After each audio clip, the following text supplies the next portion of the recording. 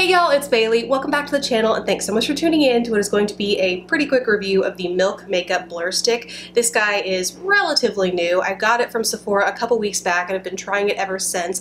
It is $36 for, let's see, 28 grams or 1 ounce, so kind of typical for foundation-y type skincare products. But this is in a stick format and it is one size fits all. This particular stick is supposed to be transparent and fit all skin tones. It's also supposed to minimize the appearance of pores, fine lines, and mattify the skin. And I don't tend to worry so much about pores or fine lines, but I do have combo skin, so when I do develop excess shine, it tends to be right down the center of my face, and that tends to be the first place it falls apart for me, and it doesn't really even take hot weather like this weird fluctuation in Texas weather is really doing it for me, where one day my skin will be dry, the next day it'll be shiny, oily, it needs a little, I don't know what it needs, it's just very temperamental. And so I wanted to try this out to see if it was all it was cracked up to be, first of all in terms of hype, because when this first launched there were just like everyone was sharing pictures of it everywhere. There were the swatches of I think it were like 3 or 4 different skin tones, and then there were these strips along the skin tones where you could kind of see this matte strip and then a somewhat dewy radiant strip of skin to kind of show the difference between this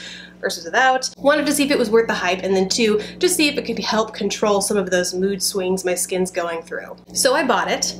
Got it. First thing I did was try it out on the back of my hand. I feel like that's what we all do when we get new products, and I wasn't really impressed. It didn't feel like much of anything was gliding on my skin. I could visibly see some of it, like I could see the mattifying aspect to it, but you know, when you put a product on the back of your one hand and compare it to the other and you can get a good idea for how it's gonna work, I didn't really get that so much with this. But I went ahead and tried it on my face multiple times actually, but I do have a demo here of me putting it on one side of my face versus the other, so you can actually see the visual difference between wearing it on one side versus not. And then I go ahead and apply foundation over it as well, so you can see how foundation lays over top. And from the get-go, again, I just didn't notice anything. Not really even any mattifying either. They say this can not only be used as a primer that minimizes pores, fine lines, and mattifies to help lock your foundation in all day, but they also say you can wear it alone because the blurring of those characteristics on your face kind of helps create this even foundation that you could walk out the door and, you know, put a little bit of,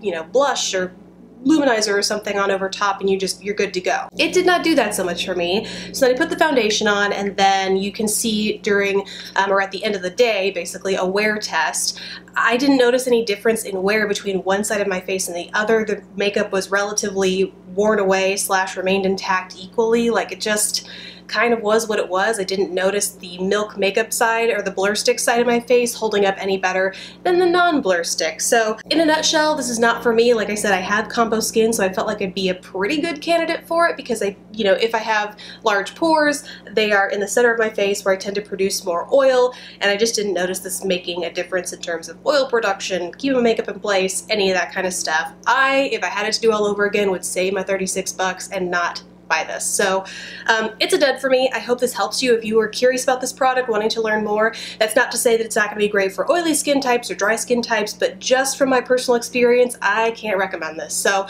hope that helps. Thank you guys so much for watching. Please don't forget to subscribe if you haven't already, and I will catch you in the next video. Bye guys!